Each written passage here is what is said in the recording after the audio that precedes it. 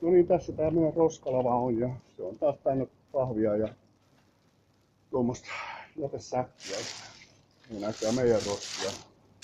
Mitä lienee? Tuossa on ainakin joku keanastia.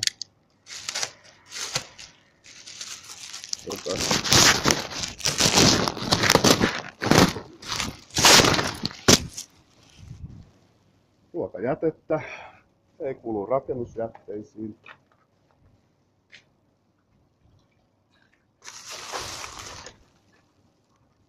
Vessojen siivousjätteitä.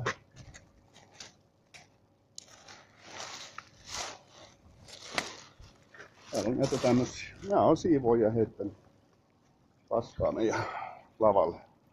Maksetaan monta sataa tästä roskalavasta ja sitten käytetään niinku tommoseen jutskaan, kun tässä on sitä tarkoitusta varten turistin vieressä.